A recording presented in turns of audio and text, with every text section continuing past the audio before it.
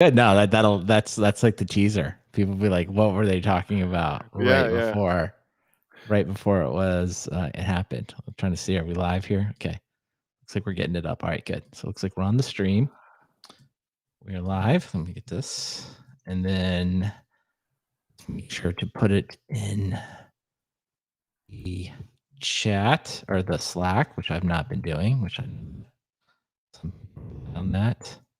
I've just lost the Twitch. Where'd it go?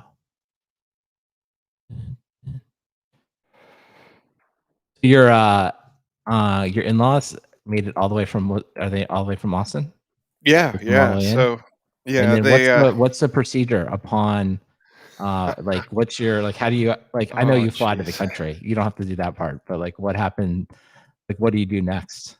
Um, so Australia has rapidly changed their requirements around COVID and travel and stuff. Um, I mean, to the point of, it even coincides with the change in government. we, our equivalent of a governor, the premier, stepped down, Mhm. and she was being investigated on some corruption stuff, and chose not to stick around for the investigation. And so the guy who replaced her is let's just say he'd fit right in Texas politics. Okay. And he was like, economy needs to go, and started, kind of waylaying a lot of the restrictions Right. on COVID stuff. And then December 15th is when they decided that, even if you weren't vaxxed, they'd drop a lot of the restrictions. Okay. And Omicron hit here on the 12th. Of the 12th of Of December? December, right? And so it Right. was Okay. like 3 days before the change Before of the rules, okay. before So the then it complete relaxing of things. And okay, then it his got response, crazy. well, his response was like, Australians need to stand tall, Hmm. which is up there with, thoughts and prayers. And Yeah. maybe 4 days later, they brought back Quarantining. masking. Um, Okay.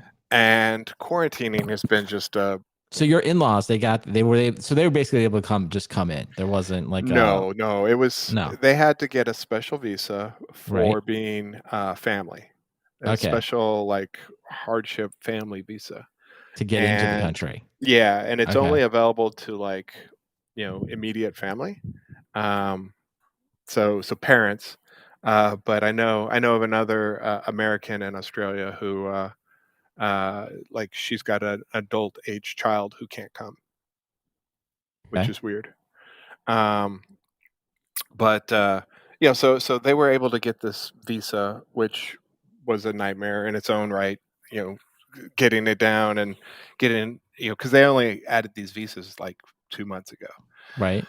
And so then they have the whole thing of like, well, you have to have these kinds of tests to enter the country, Okay. and when you land, you have to be tested before you get on the plane. You have to get tested when you land. And so, go through all these headaches, and then you're supposed to be tested when you land, Uh-huh. 3 days later, 6 days later, and Uh-huh. 13 days later. Okay. Um, and so when we land, it's just a free for all. Like, they Oh, get so off the everyone like plane. literally gets off the plane and then has to go to do the test, the swab They're and they're everything? they're, they're supposed to, but Uh-huh. they just, this half empty plane from the U.S. just kind of dumps out into the airport, and there's nobody making people go get tests. There's a poorly manned vaccine booth that's past the taxi ranks, past the Uber pickup, past the, first waiting, I feel and like there's some so cartoon. There's like what was designed, like as designed absolutely. versus as implemented or something. Yeah, yeah, yeah, yeah. And but we're diligent about it. So we go and get them to get their tests, and they have to install some, app to track all their results. Um, and so they got the test 4 days ago. Never got Okay. results.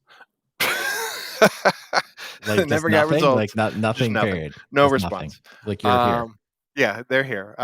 They've taken two But more how long if you have to do all this, are they gonna stay for a while? Feels like if you do all this two work, you weeks. wanna 2 weeks. okay. Yeah, yeah. So, but they they did a rapid antigen test at home when we got here, and that was negative, and then they did another one yesterday that was negative. So we are officially out of the self-isolation quarantine Okay, so they period. can like go out and stuff and like do some stuff in Australia if they Yeah, want. but Sydney is the one of the hottest spots in the world right now. Really? More than Yeah. like Texas? I always just assume we're Well, doing the worst. the problem I is, feel like we're like, doing the worst when you at start everything. from nothing and you Oh, go okay. to, Yeah. It's like because year-over-year growth. You've got like massive growth. yes, So we're like everyone yesterday else is. Mhm. yesterday was more than 2020, Mm. Wow. But twice you're as right, but you have much these as 2020. extraordinarily small numbers, right? Like this is Exactly. like yeah, I When mean, you it's you crazy. know, Yeah. bringing it back around, it's cloud growth, right? Amazon can't have That's right. 2,000% growth because they're already dealing with big numbers. The U.S. can't have 200% growth because they're already in big numbers. Australia was in small numbers, so Yeah. No, yeah, that's Australia was. I looked it up. 2020, Australia did 28,000 COVID cases okay. So I mean, that's in for the whole relative to the year. population. I mean, that's For the whole year, incredible. yeah. Like that's just like we just don't have it. I mean, it's a And different world here. 2021 was under 300,000, right? And Crazy. and now we're yesterday in Australia was 67,000. Wow. And Okay. really it's a So it's a testing lot more than it's that, a of course, testing right? Yeah. bottleneck. Yeah. Yeah. They So don't it's a have lot enough more. I mean, tests, well, I think everyone's facing the same issue. I mean, it's like, yeah, I don't know. yeah. It's like good news, bad news. Omicron, much more contagious. Bad news, good news seems Yeah, I less mean, I know a severe, lot of people you who've know? had it. So my parents Yeah. had it back in the US, cousins, just but It's we crazy, didn't man. yet. Crazy times. Yeah. So here we are. All right. Well, I they got made my it though. That's the they most made it. important thing. If they're seeing They their made it grandchildren, they get to see you. You're probably the least important person if by it plays far. out. If So somebody's got to drive. So It's true. I feel like son-in-law is that's the lowest rank of any family. When you are official, like at least, I mean, and I mean that in a very nice way. Like son-in-law is like, yeah, we need someone to drive us around. If you could fix the computers, hold on, we'll actually we'll use that as the open here. Well, I think that's a good, fix the it's a computers. good lead in, I right? It's have good been lead in. asked to do that All already. right, Yeah. let's get going. All right, Oh, you wait. good? What's on the agenda here? The rundown. The rundown. I thought we could talk about a little bit cloud numbers not adding up, and then there's some stuff on software Where's that? earnings. I'm trying to find the I will SVP. put it in the Cloud numbers don't thing. add up. Yeah. Oh, In the yeah, chat. yeah. So there's some stuff there. I just feel like we have to talk about Cerner. I've got opinions. I think Cerner, Oracle, these are our space. So Yeah, um I think there's something to be said here.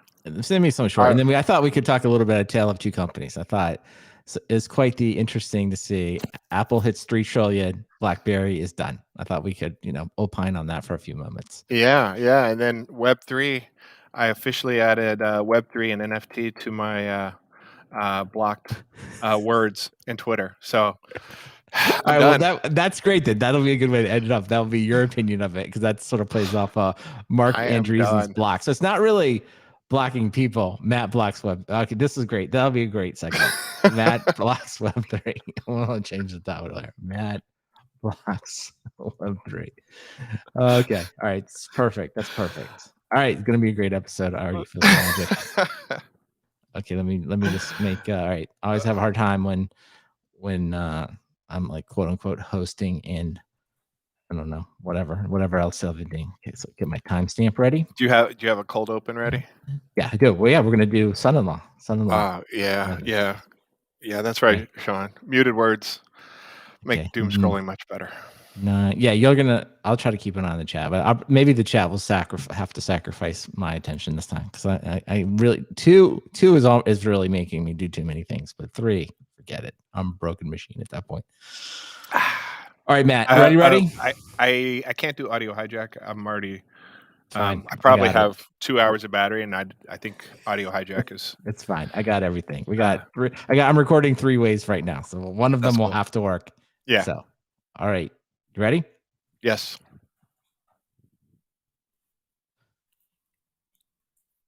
right. Well, hopefully everyone had a great holiday break. I know I was lucky enough to see some family. As Matt, you were just telling me before the show, you were also had some family in town. But what we were talking about is kind of the rank of the family. Like when you go to see your extended family, it's always important to understand what your position is and where you rank in the importance of everyone else seeing you. And Absolutely. I'm going to put on the table here that son-in-law is essentially the worst rank. It's like the private. It's the lowest ranking level of when you're in an extended family situation, because you obviously have your partner, in this case, my wife, and she's seeing her family. So of course that's the daughter. So they're Yeah, great. yeah, They're very excited to see their children, as any parent would be, as we all would sure. be.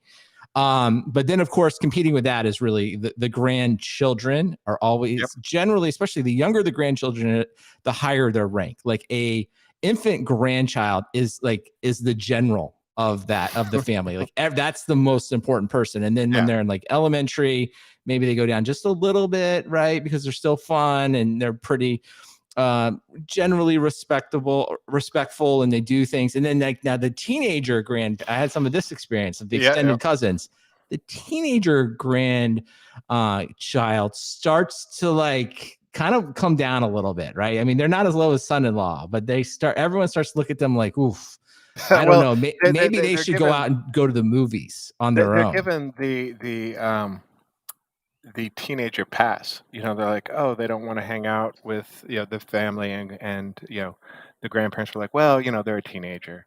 Um, I mean, it's not exactly. I was reminded of Weird Science, where the grandparents are like, what teenage boy doesn't want to spend time with his grandparents? Well, the answer was most of them. Oh, I mean, he's done his quality time, but he's got to squeeze in his 2.5 hours of video game time playing with his friends, and trying to explain the ins and outs of running a Dungeons and Dragons campaign. Um, Grandparents can only have so much attention for that, and so But you're right. But there's a and, nice give and take, because there is like they get the pass. Like as a parent, you're not giving the teenage child this kind of pass, but a grandparent does. They just make all the excuses. They're like, they have things to do. Maybe they sleep in well, later. he They're doesn't have things to tired. do. No, I no, know, but no. like I'm just saying the It's grandparent it's perspective. It's just a yeah. lot of like making up, like, it's just that time of their life. And then maybe a little bit like, you were, and this may be referring to your wife, like your wife was a little bit like that. So there is, but I like the idea there. It's sort of like, as you kind of get older as a grandchild, you come down, but there's a floor. Like you're always an officer. Well, It's never like you're falling into enlisted territory like son-in-law. Son-in-law is like, I mean, you're at the absolute bottom. I mean, you well, are always an yeah. officer as a grandchild. You're invited to the adult table, Yep. and then when you get there, you can either just nod and listen in, or you can bring your own opinions, which the rest of the adults will chuckle along with. But yeah, I feel a little bad for him, because he's finished high school, Mm-hmm. um, and he's applying to a bunch of universities, but he hasn't heard back yet. It's a Because of stressful COVID, time, right? A it's a little bit stressful time, stressful. right? Yeah. And so he's furiously still applying for schools, but no opportunity for results. And so pretty much every day is getting grilled by the grandparents of, well, what are you doing next? There is though, but I think And it is that hard. sucks. Don't you fall? I fall into this too myself. It's like when I see, in this case, they're my nieces and nephews, teenagers. Like, and some of them are either about to go to college, or some of them are in college. And it's like, the natural question is to like ask them like, how's it going? What you're majoring? How's school? Where are you going to school? But like, it is a topic that they get asked about all the time. So I realize that, but it's like, there's just kind of like, I guess you're always searching for like some type of common ground, but it's New difficult, angle. right? Yeah. Yeah. There's Well, like, there and is no new angle to like, what are you going to do after high school? There's no way to ask that question that has been asked a million times before. the problem, of course, is we're not in lockdown anymore. Lockdowns are a thing of the past, but with COVID hitting 25% positive testing around here, nobody really wants to go anywhere in public, and so it's every day is like Groundhog Day. So, So, all right. Well, before we get out of this topic, I think we should at least highlight the three tasks as a son-in-law. I think are you named one. One is like you're the person that gets to drive everyone around, right? oh You're yeah, expected to drive. important. That's number Wrong one. side of the road, right? Wrong side of the Whatever, road. anything. Like you're also expected to just know where everything is and how to get Yep. there. And then, of course, you will get nothing but criticism for making the wrong turn, not parking in the right spot. Right? That's just part of the job. Like there is no, you don't win like good driver award. Like if you get everyone there, nobody's happy with it. Two, you take on a new responsibility, son-in-law. It's like you then just start to like get everyone's devices. They start bringing you devices. Like you're at the table, kitchen table, you're hanging out. And they're just like, and it's usually directed. It's like this thing that I've been trying to do with this device is just wrong. Can you fix it? Right? It can be anything. It could be a Blackberry that you've never seen before. Could be an No, iPhone. it Uh, it it it could was be a a computer. it Go was an ahead. Apple Watch Generation 4. There you go. That's right. It is. And it's like, it doesn't work. And you're just like expected. Like, and if you can't immediately fix it within a few clicks, people are upset, right? That's the other thing, right? And then the final thing is just mostly it's just to nod. I think that's the final thing. You just do a lot of nodding and you're like, good point, right? You don't like, you just kind of like do very simple conversation, if you will, topic changes. That's it. Those are the only thing a son-in-law is allowed to do. It's like being in private. Speak when only spoken to, do only the things that asked, and generally say less. So Just be agreeable. that's right. So for all the son-in-laws out there that made it through another holiday season, congratulations to you. All right, it's good. So that was it. We got that 1 hour break. Okay. Like an Apple Watch. You're not even an Apple Watch user. That's what's even funny. You No, must be like, you're like, what is this demon exactly. device? I was like, I was like, it does this? Wow. It's like, I don't know. Don't count your steps. That's the answer. Just You just started getting staticky. did. Sorry. Yeah, I don't know what that was. I think I just hit it. Okay. How about, do I sound all right now? Yeah. It sounded like the mic was in your mouth or something. Okay. Well, maybe we just yelling. All right. Anything Yeah, on the maybe chat? Anything happened in the chat that I've been watching son-in-law needs? Okay. All right. All right. You ready? We'll go right into the cloud stuff here. Sure. All right. Who's that? Matt Assay. Is it Assay? Is that how I say it right? Matt Assay. Is that how you say his name? Okay. No. Do you know? Assay. I think it's assay. Oh gosh, it's always bad. All right. I hate to say it's wrong. All right. We'll do it. Here we go. Ready? Sure. All right. Well, we're back from the new year, and I think as I was listening back to our kind of predictions and thinking about this upcoming year, I think the one thing that we should probably all be kind of obsessed with, I think if we're in the cloud market, and it was this article that I think Matt Assay wrote, and I thought it was just kind of summed up something that we've talked about before, but I think it's just like a really good way, a reality check, if you will, as we head into the new year. So the title of it is "Cloud Numbers Don't Add Up," and really his point here, I'll quote him, is that the cloud numbers don't add up. Everyone claims to be, quote, cloud native and, quote, cloud first, but revenue shows cloud at just 6% of total IT spending. So public cloud adoption is happening and fast, but it's still just 6% of the total IT spending. So I think, this is like, to me, this is probably the biggest thing that I think we do touch on sometimes, but it really is. It's sort of like this dichotomy between everyone's doing cloud, but they're not really doing cloud. So as I think about like this upcoming year, it's almost like a New Year's resolution. It's like, we should continue to think to ourselves that like, it's not going to grow as fast as we think it's going to grow. And go ahead, Matt. No. I think you're onto something, but my real takeaway is we see that 30% of the people say they're already cloud native. And so what we see here is obviously cloud native is a massive savings if only 6% of the spend is there. I mean, 30% of the people are fitting into that 6% of the spend. Amazing. Right. Well, he does a good job taking, and I think Cote also did a similar job taking apart some of the numbers of the survey. And I think what he hit on here that I liked was, and maybe this is just like we all fall prey to this when we take surveys. It's just, aspirational. It's like, I think you could ask anyone in almost any enterprise, are they moving to the cloud? Are they using the cloud? And I think it would legitimately be correct for them to say yes, but they're not, it's like just being a pundit. It's just like, yeah, we're using the cloud, but no one's sitting down and like thinking to themselves, yeah, we're using it on one project, or it's like a tiny fraction of what we're doing overall. It's just like no one walks in and is like, hey, are you using VMware? Like no one's asking that question, right? No one's asking like, hey, do you have data centers? Like it's just sort of like implied. And so I think that's where like some of these weird survey results come from. It's just like, no, like people are doing it. They just don't have any sense of like even their own IT spend, right? They're just like, Right. it's somewhere out there. And I think I don't know, as we kind of think about New Year's resolutions, it's almost like, hey, are you trying to get into shape? Like, who is it going to answer yes? Like, I'm trying to get into shape. Like, it is a true answer that you, like, all of us are probably seeking better health. Now, are we really doing things to get in better health? It's like, probably not as much as we think we should, but that's like human nature.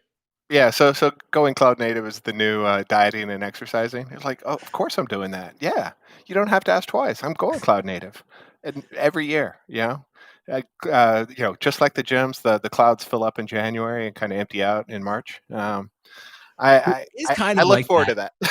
A little bit. Like, I don't know if everyone's physical year is a little bit different, but like there is a little bit of like physical year, new kickoff, putting initiatives on the roadmap. And I think it is a little bit like dieting. Like everyone has like, yeah, we're going to reduce costs. We're going to make some of these apps cloud native. And then, the thing that we were joking about on one of the previous episodes that showed up again here, it's like, yeah, we're going to move 50% of what we have to the cloud. Like you just feel good about saying that. It's just like saying I'm going to be down to 8% body fat. Like, why not? Like, why not say that? Like, it makes me excited.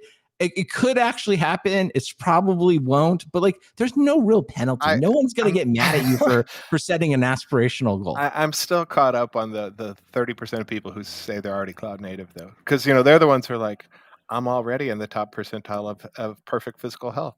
And that's like everyone thinks they're a better than average driver, right? And yeah, no, totally. Well, I think what would be the bar? Like, maybe we should spend a minute and think like, what would be a fair bar to say, all right, you said you're a cloud native. What would we accept as a cloud native application, right? I mean, you clearly can't say it's not having a data center, because there are definitely cloud native organizations who have data centers. They have physical boxes for whatever legacy reason. I don't think that excludes you.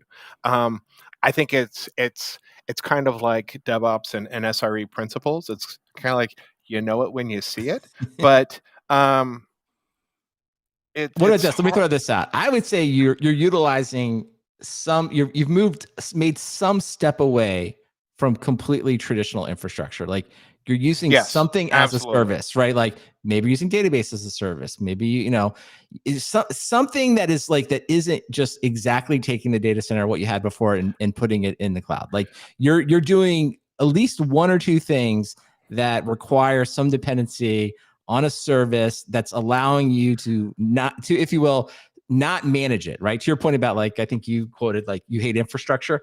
There's some, maybe not all, there's some piece of infrastructure that you've been able to get rid of in your application that's used as a service that you are not managing. Like I would accept that as a cloud. Like if you've got a couple of those, I'd say you're cloud native. My minimum cloud native bar is going to be you're not managing any servers by hand. Okay, fair enough. I'll let you still have some of your networking gear, maybe a database or two, but you can't have hand managed servers. That's just not acceptable as being cloud native. So that's a nice, but you're really widening it out. Then it's like I am anything on premise that's completely attainable on premise as your previous life. I mean, if someone, if someone is running, if someone's running an on-prem Kubernetes, that's pretty cloud native if they actually fit all their apps inside of Kubernetes, right? Even if it's on-prem, the hoops that you've jumped through to deploy your apps there means they're not a bunch of if they are pets, they're very orderly pets, and so I think you can still be on premises and be cloud native, but you can't be managing servers by hand and call yourself cloud native. All right, I think it's a fair thing. So that's everyone's New Year's resolution right there. Everybody, if you are going to be cloud native, we're gonna measure you on the bar is you are not managing any servers by hand, and that'll make Matt feel good. That'll make no SSH feel good. Everyone can go into it and say, okay, you've made step one, and forget about the Kubernetes. If you can get to all that Kubernetes and microservices, sure, great, you're doing great, but we're not worried about you. Like, you're already in the side of the gym, working on your own, free weights. You're an expert. Just go work out. Like, you don't need any help from the trainer. You're one of those people who shows up, 3-4 times a week on your own. You don't even need a trainer. It's like you've got a routine, right? Yeah. That's the thing about cloud native is it's almost routine, right? It is a set of habits and practices that are setting you on the right path. It's you don't diet because you already eat right. You don't need to hit the gym in January because you were there in December. And that's kind of the path that everyone wants to get on. And whether or not you're running in a public cloud or on premises, is like, what about all the edge stuff? That still counts for cloud native in my book. It's just how you interact with that. If you are okay with it going down and knowing that you can replace it without touching a bunch of stuff, that feels pretty cloud native to me. I like it. And I like that. All right. So we're going to check in on everybody. You got, basically start right now. You got almost a full 12 months, December 31st. If you have any pets, any servers that you're managing, we're coming in, we're taking them. We're just taking them out. We're taking them away from you. And that's where like the cloud providers are missing their opportunity, right? Instead of allowing people to pay as they go, they need to lock them in on annual contracts like a gym. Yeah. That's right. I like it though. I do like and that. Auto renew. I think as some enterprising CIO or some management or CEO, like that would be a pretty good. I don't know if it's really like OKR or whatever, but it would be like, yeah, at the end of the year, nothing can be managed. I'm sorry, everything must be automated, right? It'd be like very tangible, because at the end of the year, you'd be like, all right, is anyone having to log in? Do any of these servers have special names? Did we do it? It would be fun. So I want some enterprising CIO to let me know if they do it and how it works out. Now, speaking of cloud native, we'll do a little quiz for you, Matt, because I ran across this great write-up. It's called a look back at Q3 21 public cloud software earnings. So this does include all of the hyperscalers, as we like to say, but it's really about software as a service, all the people building some type of cloud services together. Now, would you have guessed that Datadog and Snowflake were the two elite performers of Q2? Because Snowflake, as we've long talked about here, we made probably a poor decision, a poor recommendation. We're like, we weren't really sold on it, but they did well. And then Datadog, I don't know. I mean, I think Datadog had done well at like $30 billion, and I think now they're double that. So like at some point, I don't know. I don't even know what's driving the growth of Datadog, but I just wanted to congratulate them. But did you have those two on your list? Were those the two that you would have guessed were the strong performers from Q2? I mean, yeah, I think looking at Q2. Let me correct us. Q3. That was actually officially Q3 of 2020. I definitely would have picked out Datadog because they're in my portfolio. Snowflake, obviously we missed that one. Datadog is still in like that upswing of the market where they can get a lot of growth without with good percentages. If we jump ahead to 2021, I can tell you what looking at my portfolio, I can tell you who's not doing well. Well, here, let's do a couple numbers before we get off it. So it's like year-over-year growth. So Datadog, would you like to guess what it was? What you're in a percentage, year-over-year growth? Datadog, what was it? 100%. Not quite, 75%. And okay. Snowflake was at 109%. So, I mean, that's the answer, right? It's like that's the that coupled with net retention, which is basically, how many of the customers that are current customers are paying you more. So the net retention of Datadog was over 130%, greater than 130%, and Snowflake greater than 173%. So basically, not only are they keeping everybody, but they're adding more. So that's the kind of this is where the in this case this VC, but he's done some really good financial analysis. That's why people get so excited, and that's why people pay these incredible multiples, right? Is they just look at it like this is some massive annuity that's being paid, and it's only growing. So That's how you. So there it is. That's all you got to do to create a $60 billion company. That's all you got to do is just grow your earnings early at 100% and have a massive net retention, and then boom, you're done. You're a $60 billion company. How hard could that be, Matt? Well, as somebody who did not, who went through an acquisition in Q3 of 2020, not that great. Did it go quite the same way? Well, I think that's good. Well, this is a great. I've got a link in here. It's the newsletter is called what? Clouded Judgment. I think it's Jam and Ball. He does a good job though, but he does a real good job, and he really takes you through how and I think he's kind of showing you how venture capitalists kind of decompose all of these companies, not so much from a technology point of view, but how they value them, about like free cash flow, the growth, and there's all kinds of good stuff in here. So if you're interested in that kind of stuff and you want to know what you should be showing venture capitalists, I'd highly recommend this thing. And congratulate, and really also Snowflake. We've never had them as a sponsor. We will say Datadog though. We knew them back when they were like just a $10 billion company, right? They were a sponsor. So there you go. Sponsor software defined talk. I don't know. I'm not sure if it's direct cause and effect. I'll let the listener figure that out, but we just know they were a $10 billion company. They advertised. Now they're a $60 billion company. So maybe all of the people should be doing. Yeah. All right. The other news in this world is I don't think anyone else is going to cover this on any podcast anywhere. That's our specialty. But I thought it was important. Oracle to buy medical record software company Cerner in its biggest acquisition ever. So it looks like it's something around $29 billion. And now here's something I'm massively bullish on. And I just go back to my experience in systems management is that eventually you got to a point where someone would show up and be like, do you monitor the Cerner? Do you monitor these medical applications? And when you first encounter them, you're like, have no idea what you're talking about. Why would we even consider that? But then as long as you work in the industry, you're like, this application is everywhere. You're like, because it's sort of like, if you will, it's a proxy for like how big healthcare is in software. Because you're always like, I don't think that you kind of, at first you're like, it's a niche, probably no one else has it. And then you start talking to people and you realize more and more of these large companies, even if you don't think of them as healthcare, they have some type of healthcare entity or they work with them.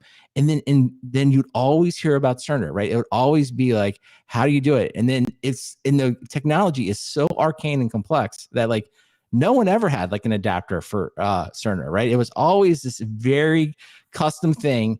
And then you learn more about it. Like, maybe you should replace this application. And then they really explain to you that this is what that application. This is what runs everything. This is like all of our medical records. Everything is involved in this, right? So I kind of have this as like one of the stickiest applications. I don't know. I'm trying to think of something. Maybe here in the U.S. it would be ACH. Like financial transactions. Like it seems like it'll never go away. Oh, we bought Swift. Yeah. But just below that is probably Cerner. It's like this thing is everywhere. So when I saw this, I was like, and I thought it was interesting because there were some news reports today that, Oracle, IBM's back trying to sell Watson Health. Maybe they'll have a luck with that. But I'm like, this is where the healthcare money is. The healthcare money is with Cerner. So I think it's it's a great move. And I think the thing that Oracle said the acquisition would, quote unquote, be immediately accretive to the company's earnings. So I just think to myself, this is a massive, almost like a private equity move. It's just going to be a massive revenue stream of maintenance for them for the next 30 plus years. And It's going to make a ton of money. It's not glamorous. It's kind of boring.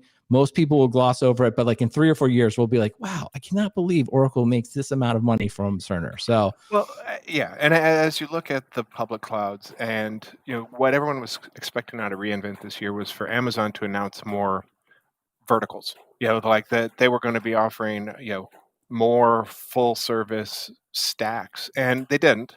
But that's exactly what Oracle's doing. All right. Is they're like, okay, well, we can offer the same primitives of everybody else, but what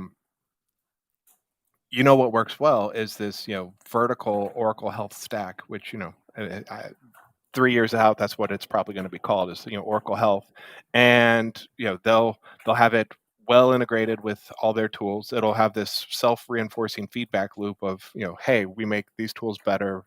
our cloud is more responsive to this. Our SaaS offerings have direct access into these formerly Cerner properties, and it just becomes stickier and stickier. And then that is the hospitals aren't going anywhere, and the customers are going to be locked in, and Yep. that's a kind of vendor lock-in that you can just count on that ARR over and over and over again. And so if you're the likes of Oracle, Microsoft, IBM, Amazon, you should look around and see, are there similar customers who own market verticals like this, right? Where you can say like, hey, if I do this, I and that's why people talk about large SaaS acquisitions like a Salesforce or a Workday or something. They're like, if I lock that up, I'm getting all their customers. I can keep this business going without interfering with it. And Cerner's already a healthy, profitable business. And like you said, everybody, in enterprise software, a lot of people have dealt with Cerner. They were a chef customer. They were, I worked with them. Um, the Oracle is getting. I think this is a great acquisition by Oracle. Absolutely. I think this is 5 stars. I mean, we missed on Snowflake, but this is Cerner. We're back strong. We're back strong. And I do think, you hit on a couple of things there. I think were really well said. Like first is like, we're on a lot of meetings where people will say something like, hey, we should really become focused on industry verticals. Right. And then there's like someone creates a PowerPoint and just replaces, some of the general content with like, okay, and here's our financial services story. And here's our healthcare story. I'm like, but this is getting into healthcare. Like if you own Cerner, you are you are by definition the vertical of healthcare. So I think that's great. And then 2, like we always talk about strategy on the show, and it's like, this is something that I don't think AWS could do. Certainly it would be a lot harder for them, right? Something like Cerner, trying to put Cerner inside AWS, I don't necessarily think it would be all that easy, but it fits perfectly into the Oracle model. So maybe eventually some of Cerner, and maybe even some that runs on Oracle Cloud, who knows, maybe even some of it runs on AWS as well. But, if you will, that high profitable revenue stream of maintenance, that's going to go right to Oracle. So congratulations to Oracle. No surprise there. I'm sure people will maybe look at it like, well, why are they doing that? But to me, this is a 5-star acquisition. I expect nothing but greatness from it. Yeah, I think it would be a fun exercise to just sit down and like make a list of similar customers. People who have kind of locked up a vertical, and if a public cloud gets them, now they own that vertical too. I kind of feel like Spotify is fitting that. Like, aren't they like 70% of streaming market now? I don't know, but I feel like they have like healthy I competition mean, from there's Oracle. I'm sorry, not from I guess from yeah. Apple and They're from not other. as sticky, but Yeah, and that's the thing. It's like you can, with enough money and time, and Google would be the other one, Google Music and stuff. Like you can definitely do it, but. And I don't know. I think that's a place that's a little bit. So we'll have to think a little bit harder. Maybe some people will write in with some suggestions, but there definitely are. And I mean, I think the other company that comes to mind here, SAP. Obviously, they didn't buy Cerner, but there's probably some acquisitions. If we went back through SAP, there's some industries that they own that we're probably not super familiar with, but that are probably very profitable. Yeah. Okay, well, the other thing I wanted to talking about enterprise, I think it's kind of a seminal week here in the sense of 2 things happened. I think they're very much related. First, Apple hits the $3 trillion market cap, becoming the first company to hit that mark. So one, like that's hard to fathom. I don't even Also in my portfolio. Oh wow, Matt Ray's launching his own hedge fund here soon enough. Yeah. It's pretty boring. It The sounds like winners it's are pretty all profitable. obvious. The winners are all obvious, and the losers are all like, the kind of dumb crap that I thought would be good.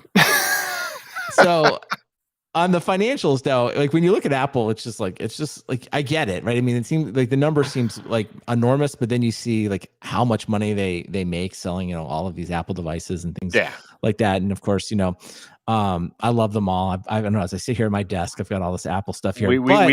5 Apple devices for Christmas. Wow. So I mean, that kind of shows. I mean, it's just a great example, right? It's just yeah. everywhere. It's like it's amazing how many Apple devices are given out as gifts and how many people have it.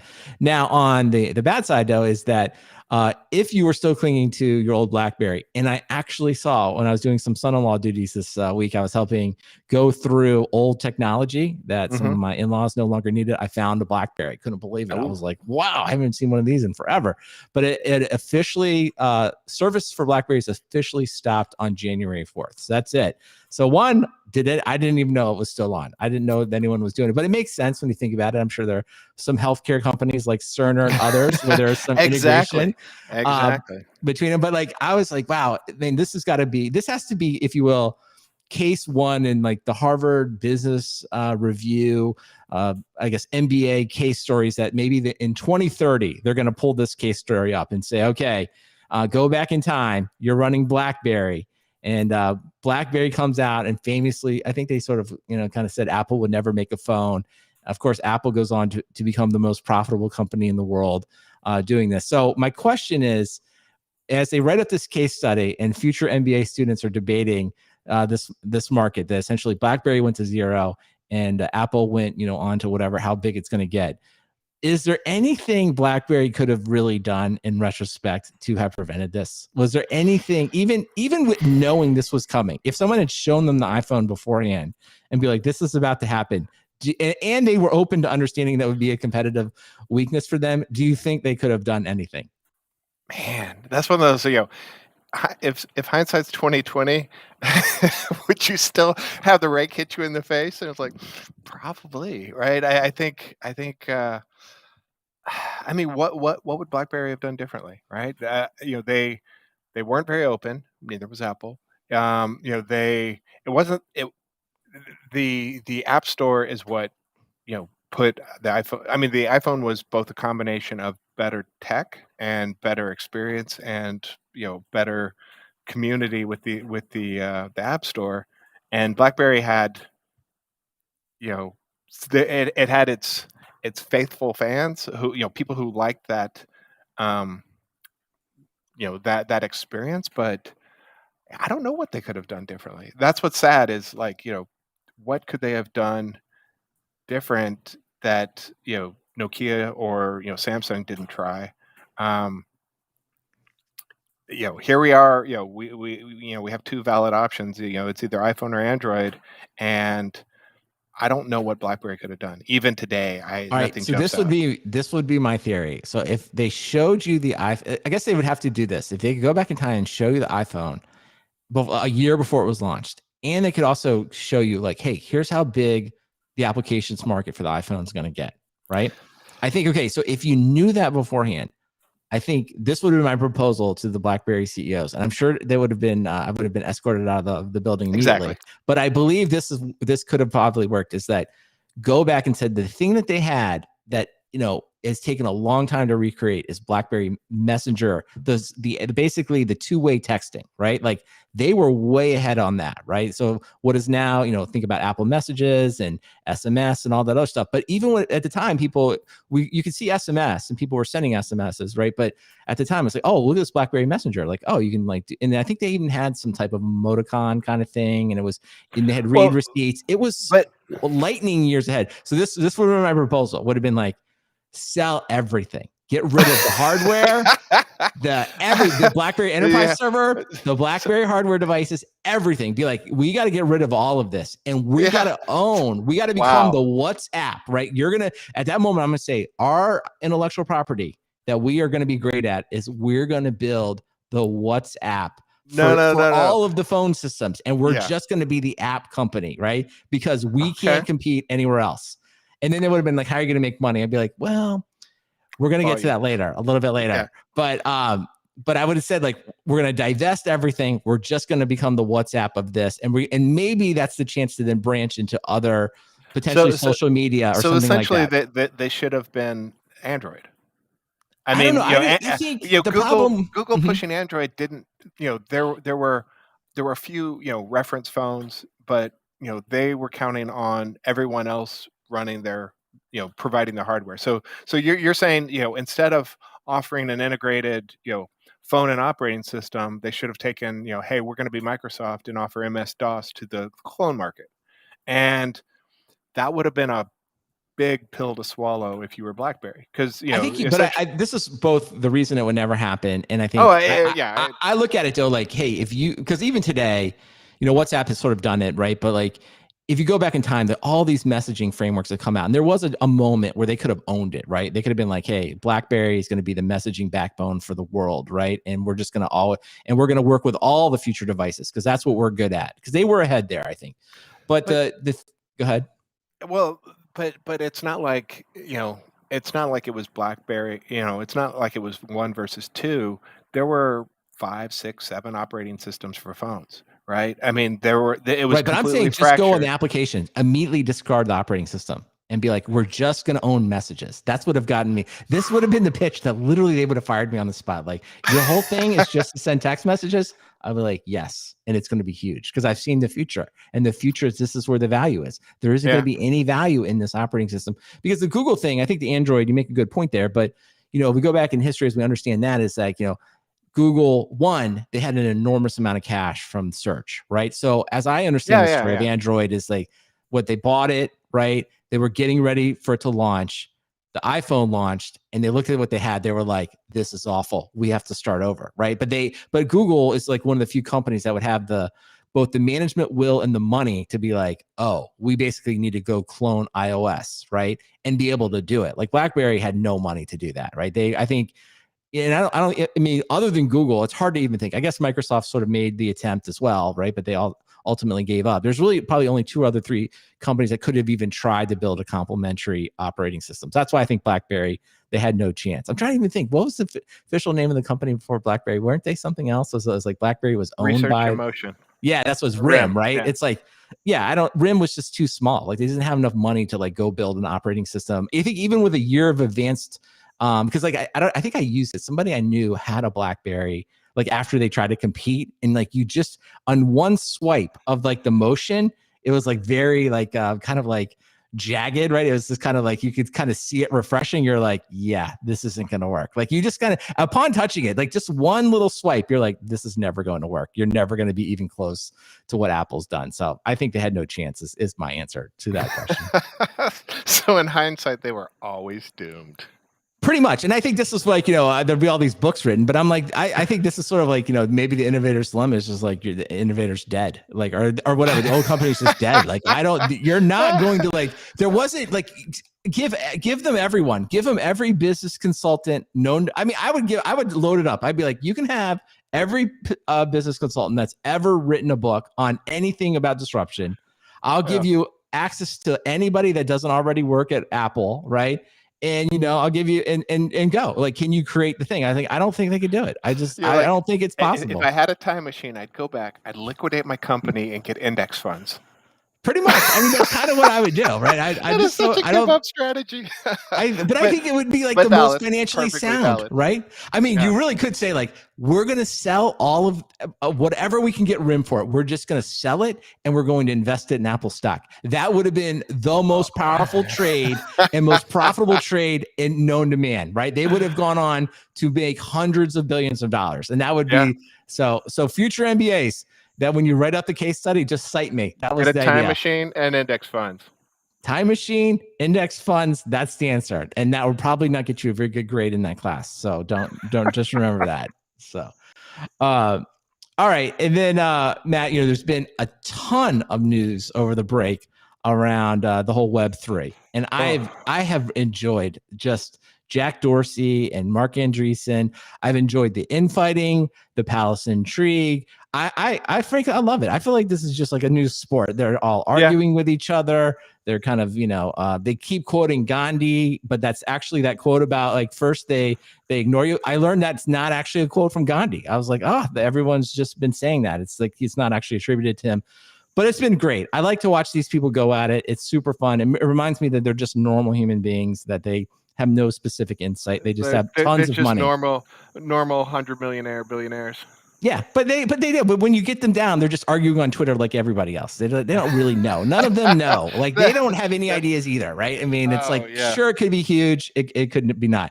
But I wanted everyone And then Mark Andreessen has taken to blocking a lot of people that essentially don't necessarily agree with his positions, or I don't even know what his algorithm for block, but that's become like a big thing. He's talking about why he's blocking people. He has lots of memes about that. But Okay. Matt, you've gone the next level. You have, in my mind, you've blocked all of Web3. So please explain to the audience your approach to following Web3. What have you done? Well. So I am a faithful Tweetbot customer, and Tweetbot allows you to mute. It has a lot of muting capabilities. Regexes by clients, by keywords, by hashtags, and when lately, thanks to various lockdowns, I've been doing too much doom scrolling, and so I have recently added NFT. I've added Crypto Bro. Uh-huh. So these are the I've topics you're completely blocked. You're I'm completely done. out on. You're Dude, out on NFT. You're out of but crypto, bro. to be Bitcoin is fair, Bitcoin on there. Bitcoin's on there. Yeah. Okay. To be fair, Ethereum's on there. Ethereum. Uh Dot ETH on there. huh. Oh, like the new email But addresses and domains. Uh huh. yeah. I was like, I Web3 is on there. Okay. But I did not do it permanently. So what Tweetbot lets you have expirations for it. So check back with me in 30 days, and maybe I will have decided like, oh, I can handle a little bit of volume of this. Because the thing about blocking is stuff still gets through, right? Right. So it just really gives So you a you're really tones it kind of down. snoozing it. Let's say you're kind of Yeah, snoozing Web3. Maybe for this next patch of like next 30, 60 you days know, of infighting, you're going to skip out on. I pretty much, I can, I follow Kelsey Hightower, so I can, I'll see him responding to somebody, and I'll click on that, and then I'll say, oh, I muted parts of this conversation, and getting a healthy gist of what I want to see, as opposed to just bunch of hashtag trash in my feed. So you need to be more aggressive. This is to the general public. Um, it's not walling yourself off in an ivory tower or walled garden or whatever to like just tune down some of the noise in your feed. You need to have a lot of variety. I mean, I've gone out of my way to add a lot more variety to my feed, but eventually you'll find that there are some people or topics that they're just not worth the Not worth the space. time. Yeah, because it's like uh, you know my 2022 prediction is at the end of the year we're going to be like, so Web3 still nobody really doing anything with it, and everyone's still on Facebook and still hating on the same things, uh, but there's not going to be a massive decentralization. I'm still not going to be buying anything with Bitcoin. Yeah, and maybe that's your approach there to kind of validate it is like, yeah, you can kind of block everything, but like if it becomes successful, it will leak into your normal life. This is how we kind of Exactly. know products are succeeding, or services in general, is that like you start to see them in everyday life, either some other people using them or you yourself are offered a chance to use it in a context of like that provides value. It's like, hey, why don't you instead of paying me by check, why don't you just pay me online, right? And and then and, and and that's something that's my happens. problem. That's my problem with all of it. Is it's all evangelism with no use cases. Yeah. And so and I think so that is, I mean, maybe the measurement of product market fit here is you do what Matt does. You just block it all your social media. And then in regular life, if you start to encounter DeFi or Bitcoin or Ethereum or whatever, then you're going to know it's like, okay, it's starting to happen. Like I was at the dentist and they asked me about Ethereum, right? And I don't know why the dentist would ask me No, about no, that, no. That's the but problem. something Is would happen, right? the dentist would be like, "So you work in computers?" I'm thinking about getting into NFTs, and I'm like, just Yeah, clean my tooth, dude. let me Uh, specify. It's like when you're at the checkout counter receptionist with a dentist, and they're like, because this is like how online bill paying happened, right? Before it was like, gotta write checks. And they're like, oh, well, I can just email you, right? Remember that happened? Like, I can just email you the statement, or you can pay online. And then you're like, oh, it's starting to get mainstream. So when you're the receptionist or office administrator says like, you can pay in Bitcoin, or like you can pay us via DeFi, it's happening. Until then, you can go with Matt. Although I'll be honest with you, I like it. I like it's kind of just fun to watch. it's I like just to watch yeah. the palace intrigue of it all. I mean, I started blocking. I'm not blocking tech people, there's some political people. I'm just like, I'm done hearing from Yeah, you. well, that's a whole nother Yeah, subject. That's yeah, just but like, yeah. Mhm. that's how I got started, and then I realized like, this is that same kind of bullshit, creeping into other stuff I want to read about. So This is I've like a tried to keep. Substack. Matt, this should be your Substack that you create. Things you've blocked this week. I think that, or maybe that's your Twitter. That's your Twitter content. Just you posting regular expressions that you're using to in Tweetbot that you're uh, using to block things. I think yeah, that would be a yeah, public that service for all of us. I should just I should start up a Substack about Twitter etiquette and health and how to stay sane. Um, but really, the stuff I'm tweeting is just the latest random stuff that I find appealing because I'm kind of purposely avoiding some of the other things. Oh, good. Well, good. All right. Well, listen, if you're looking for other things to potentially do this spring, we have some updates on conferences, Matt. That conference that we were planning to be a part of, it was going to be in January, probably for obvious reasons. That's been postponed until May. So, still going to happen. All the discount codes are still available. So it looks like it's the end of May. If you're interested in going, definitely check them out. We plan to be there. We're planned to record our live session. Myself, Cote. I don't know, Matt. Maybe the new date. Maybe I don't know. Who knows? Maybe you'll find your way to the United States for some reason. But we'll see. We'll have to see what's going on. So hopefully this spring, we're just. I don't know why. I'm just going to be optimistic for no other reason. I just say like Omicron and other things. It'll die down, and we'll be able to do some things in person. That's just a hopeful statement. I don't know if that's going to happen. I know better than to make any predictions because as soon as I book travel, here comes Omicron 2 Electric Boogaloo, man. Yeah, I don't know. Maybe we need the Web3 people to just channel all their optimism into that. That would be fantastic. I don't know. So anyway, hopefully it happens. I think it will. Also, there's a couple other conferences that are planned for the spring.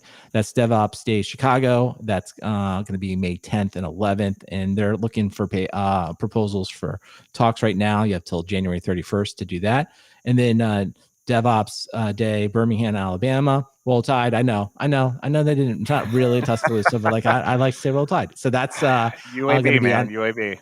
It's that's right. War Eagle for the Auburn fans. Anyway, that's going to be April 18th and 19th. And that call for papers, our proposals ends on January 31st there. Now, we had some nice feedback over the break. I sent stickers to Jesse in Wisconsin, and then I sent stickers to Mike in Cincinnati. And continuing along our college football topics that no one cares about except me, I just I talked to Mike today, and he said that he went to the University of Cincinnati, Matt, right? And the Bearcats, of course, they made it to the college football playoff, and his Bengals are doing well. So congratulations to the whole city of Cincinnati for having good football. I think that's exciting.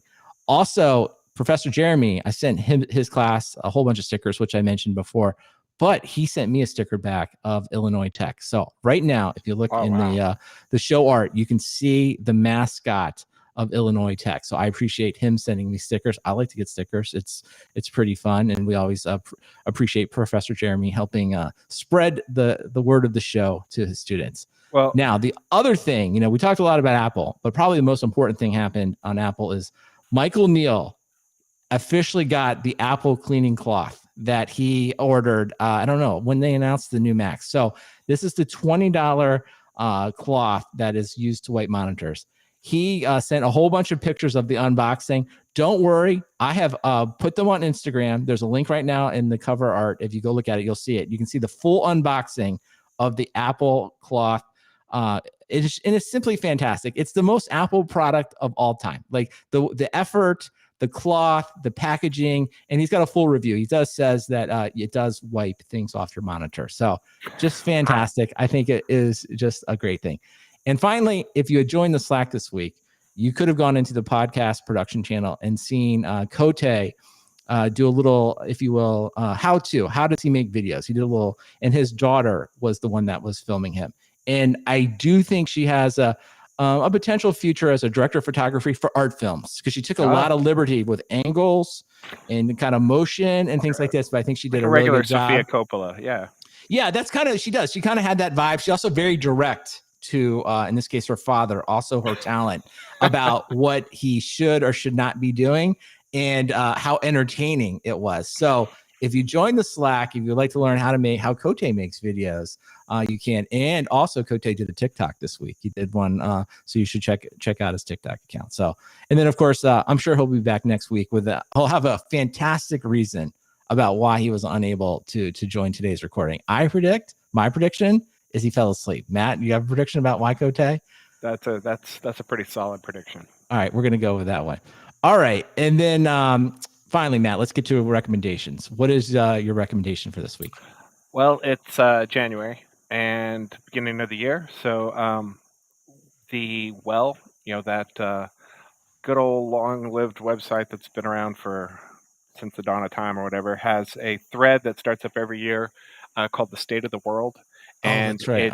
it's hosted by the science fiction author, commentator Bruce Sterling and John Ledkowski, and so they're both somewhat Austin based. Now they've gone off and done other things, and they bring in various thinkers, and they just kind of riff on things that are happening, and their off culture, counterculture, whatever views of them, and it lasts for 2 weeks. So they start the thread, and they kind of go back and forth, and different people chime in and bring angles to it. And so if you are a fan of Bruce Sterling, obviously, but things like Neil Stevenson or William Gibson, they bring just kind of that off kilter angle to a lot of things, which I enjoy greatly, and it's a fun read that lasts about 2 weeks. So read it daily, or wait. And when did they start? When they started January. I want to say the 1st, but maybe it was like the 2nd. All right, so you got about a week left. Yeah. All right, so it's good. Well, you need to come back. Maybe give us this year's a little slower. Maybe COVID's just got everybody down, but some of the years they've been like 200 posts. This year I think they're only up to like 70 so far. So. All right, well, everyone check it out. Maybe Matt, you can come back and tell us like the most important post to read next week. Seems like you're on top of it. I need a cultivated feed of that from you. There's no cultivating. It's too random. Yeah. even more important. Well, that sounds good. Well, my recommendation this week is Station 11. It's a new series on HBO. And of course, everybody remembers that I recommended the book on episode 137. I'm sure every one of you recommended it. So just to show our consistency, is I read this book a while back and I really liked it. And then they came out with a mini series that's on HBO Max, and I really like it. Now, a little warning here. I mean, it does take place kind of right after a pandemic. So it's a little bit like, I don't know, maybe it's a little close to home. If you're kind of don't want to watch dystopian things after a pandemic, I would understand. Maybe you just put this on the list for watch it in 3 years or something when you're looking. But I really like it. I did read the book and I really like the book. So I think they've done a good job bringing it slightly different, but I really like how they're bringing it to the, if you will, the small screen. And I just find it really captivating. So it's a good book, and it's a good miniseries if you're looking for something to watch. I kind of put it in that same bucket as Don't Look Up, which I haven't watched. I saw the trailer and I was like, I get it. Too painful. Right? I did. I passed on that. Although Don't Look Up, it's not about the pandemic, right? I know, but okay, you know the whole story there, right? Yeah, I know the story, and it's just like, it's too painful. Yeah, it's funny. I had the same feeling. Yeah, so this is close. You should watch Don't Look Up. I just watched the Netflix trailer, right? And I had that same kind of feeling, like, this is probably important to watch, but I'm not going to do it now. So Station 11, you should just let the trailer run, and that's enough. Like, I think it's really good, but it may not be the time in your life to watch it, right? I'm muting that kind of stuff from my feed. I don't know. I guess we should. I feel like also too, like Matrix 4. Did you watch it, Matt? What's your? I can't go to theaters. Yeah. Can't. Oh well. Again, I did catch Dune. Mm-hmm. In that brief lull of the first week it opened, and then the new pandemic. So I did catch that. And nobody was in the theater, so I loved it. But I don't see myself back in a theater anytime soon. Yeah, well, I got to watch on HBO Max, so I don't know. You need to work out the Australia thing. So, Dune, I think Dune was the best movie last year by far and away. But we'll see. We'll see what the Oscars and others people say. Matrix 4, like I don't know. It's like, I think you just are the kind of person, like, you either like the Matrix and have already seen it, or you probably don't care. Like I loved the first Matrix. I think it was phenomenal. This one, like I thought it was fine. I can't tell you it was great, but like if you like the Matrix, I feel like you have to see it. And it was kind of a nostalgia more than anything. It was worth it. So I don't know. It's a recommendation. It's more like, of course you'll enjoy it if you're a Matrix fan.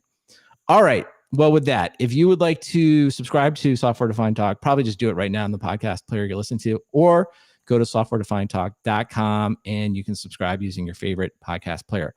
Also, if you want to see all the things that we talked about and a lot of things that we didn't get to, go to softwaredefinedtalk.com/338 and you'll see all of the show notes for this episode. And you can also look at all the show notes in your podcast player as well. And with that, we will talk to you next time. Bye.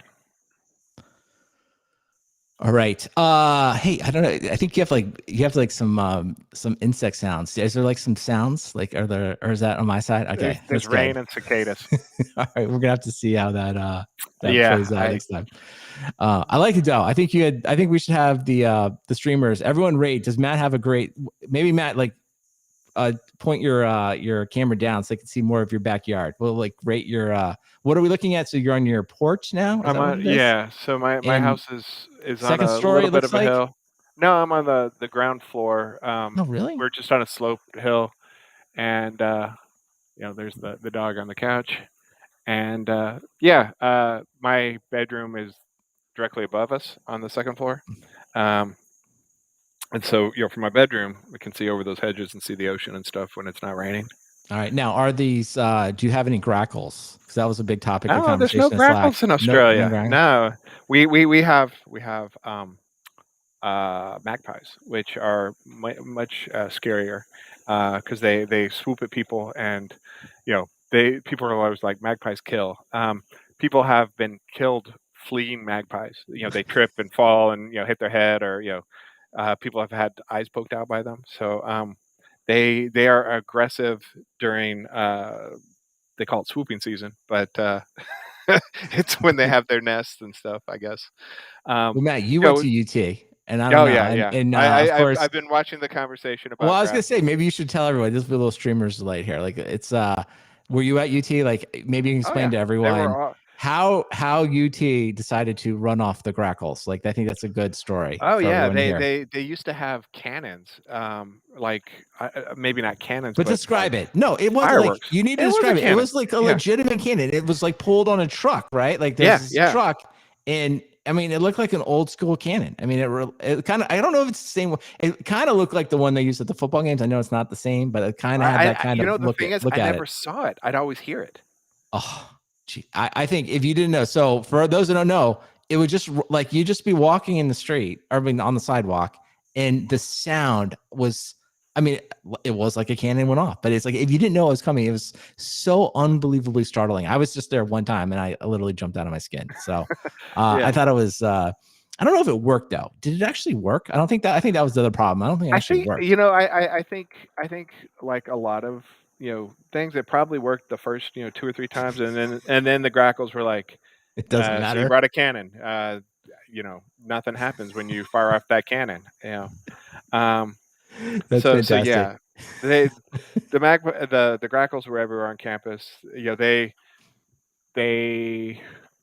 I don't know, they were definitely the thing that when I was a geology student convinced me that birds were dinosaurs.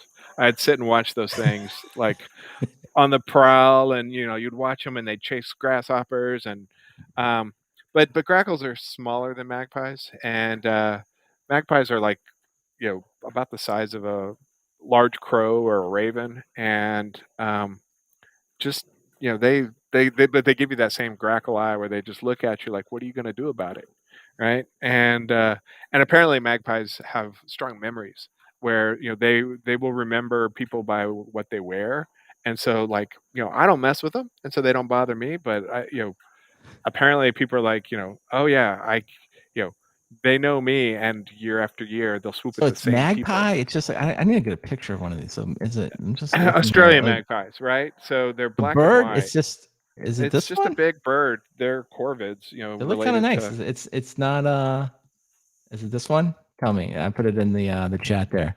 Magpie. It's like a bluebird.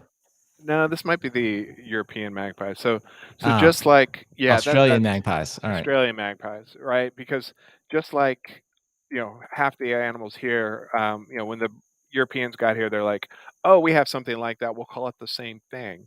And so, like possums, possums are different from North American possums. They're not Oh, related geez. at all. Here we go again. We're But gonna have to learn more vocabulary.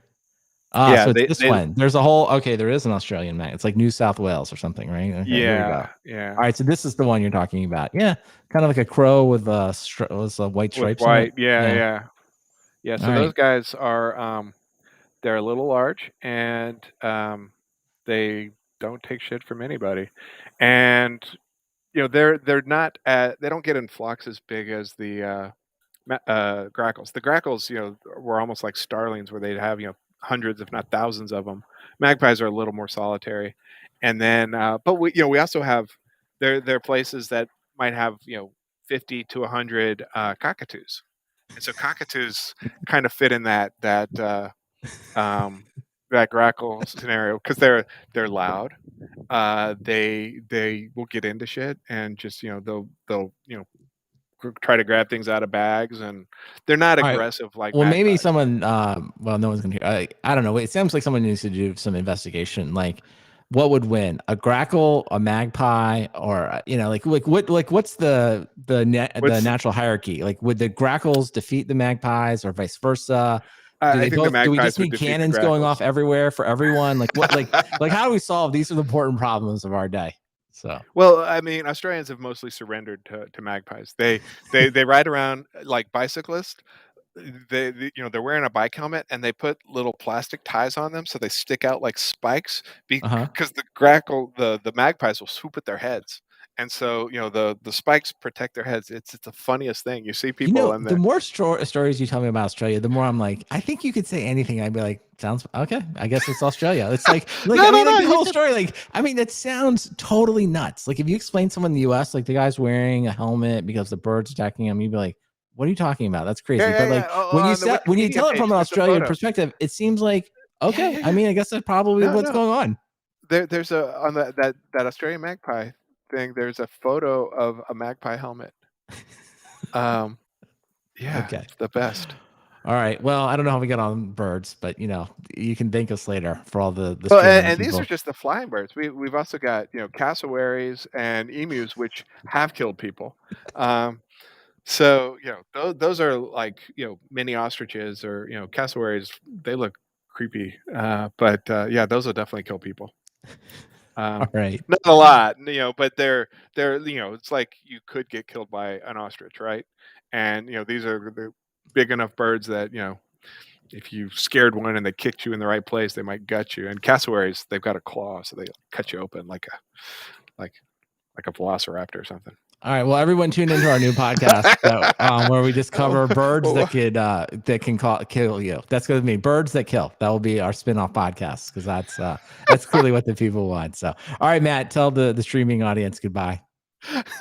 stay safe. All right, everyone, take care. Bye.